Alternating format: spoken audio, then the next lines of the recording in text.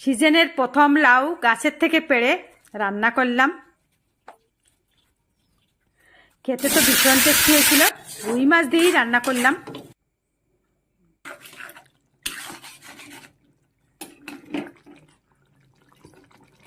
চলুন গাছের থেকে লাউ পেড়ে নিয়ে আসি। চালের পরে লাউ হয়েছে, তো একটা চেয়ার নিয়ে নিলাম। চেয়ার দিয়ে চেয়ারের পরে উঠে চালের পর থেকে লাউ পাড়ছি। চাকু দিয়ে লাউর বোটাটা কেটে নিলাম।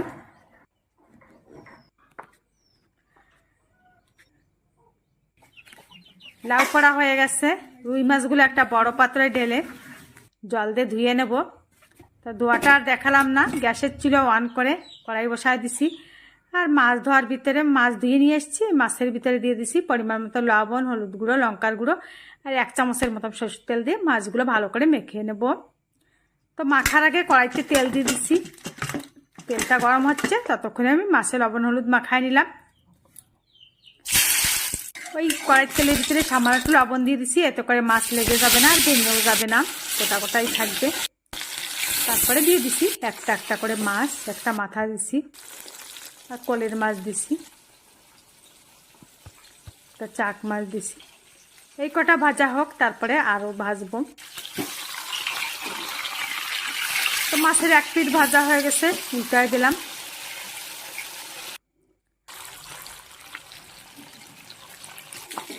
এই মাছগুলো ভাজা হয়ে গেছে, একটা পাত্রে নামায় নিলাম, একটা প্লেট বাটিতে। আরও যে মাছগুলো ছিল ওইগুলো একটা একটা করে কড়াইতে দিয়ে দিলাম। তো মাছগুলো যতক্ষণে ভাজা হবে ততক্ষণে আমি লাউ কেটে নেবো। তো মাছের এক পিঠও ভাজা হয়ে গেছে, উল্টায় দিয়ে একটা বটির সাহায্যে লাউ কেটে নেব।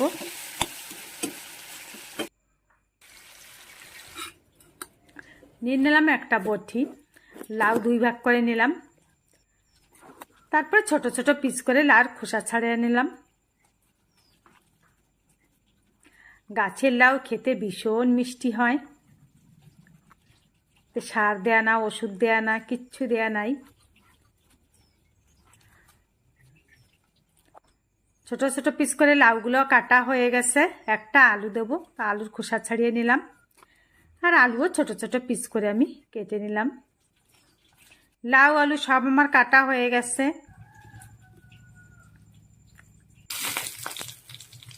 কড়াইয়ের মাছও ভাজা হয়ে গেছে, উঠাই নিলাম।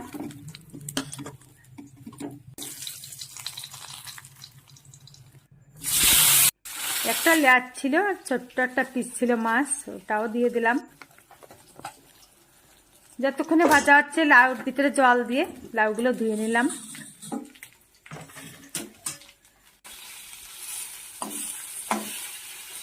এই মাছও ভাজা হয়ে গেছে, নামিয়ে নিলাম। মাছের লেজ যে ছিল আর একটা পিস, তো ভাজা হয়ে গেছে, নামিয়ে নিলাম। ধুয়ে রাখা লাউ কড়াইতে দিয়ে দিলাম। আর তেল দিয়ে মাছ ভাজার তেলের মতো সামান্য একটু তেল ছিল কড়াইতে, ওই তেলেই দিয়ে দিছি লাউ। আর পরিমাণ মতো লবণ হলুদ গুঁড়ো দিয়ে একটু নাড়েচাড়ে মিশাই নিয়ে একটা ঢাকনা দিয়ে দেবো থাল দিয়ে 7-8 মিনিটের জন্য। এতে করে লাউগুলো ভালো মতন সেদ্ধ হয়ে যাবে। ভালো মতো তাহলে অনেকটাই সেদ্ধ হয়ে যাবে। তো 7-8 মিনিট পরে আবার হালকা আগড়া করে নাড়েচাড়ে একটু মিশিয়ে নিলাম, যাতে নিচের থেকে লেগে না যায়। আর লাউ রান্নার ক্ষেত্রে ঘন ঘন নাড়তে হবে, অনবরত নাড়লেই লাউ তরকারি ভীষণ টেস্টি হয়, স্বাদ হয় ভালো। ভালো মতো একটু ভাজা হয়ে গেছে, এখন দিয়ে দেবো জল ঝোলের জন্য। ঝোলটা ফোটার আগে আমি মাছগুলো দিয়ে দিচ্ছি, যে কটা আমার লাগবে সে কটাই দিলাম। এখন একটু জাল করে নেব আরও 5 থেকে 7 মিনিটের মতন। আর লাউ আলু সেদ্ধ হয়ে গেছে, এখন একটা পাত্রে ঢেলে নেব।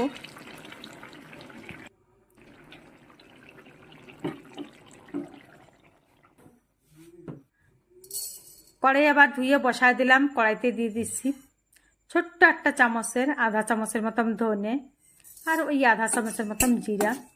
শুকনো কড়াইতে হালকা আছে একটু নেড়ে চেড়ে ভেজে একটা বাটিতে নামিয়ে নিলাম, ঠান্ডা হতে লাগুক। কড়াইতে দিয়ে দিচ্ছি অতি সামান্য 1 চামচের মতন তেল, দেখুন আর দিয়ে দিচ্ছি পাঁচফোড়নের জন্য রাঁধুনি আপনাদের কাছে না থাকলে কালো জিরে দিতে পারেন, খেতে ভীষণ টেস্টি হবে। আর চিরা কাঁচা লঙ্কা দিয়ে ভেজে তরকারিগুলো ঢেলে দিলাম, মাছ তরকারি। এইভাবে রান্না করলে খুব মশলাও লাগে না, তেলও লাগে না, আর খেতে কিন্তু ভীষণ টেস্টি হয়। তারপরে আরও 2 মিনিট জাল করে নিলাম। ওই ভাজা মশলা আমি গুঁড়ো করে আনি 1 চামচের মতন দিয়ে দিলাম। রান্নাটা কমপ্লিট হয়ে গেছে। ভালো লাগলে লাইক করবেন, শেয়ার করবেন, কমেন্ট করবেন, আর আমার সঙ্গে থাকবেন, চ্যানেলটাকে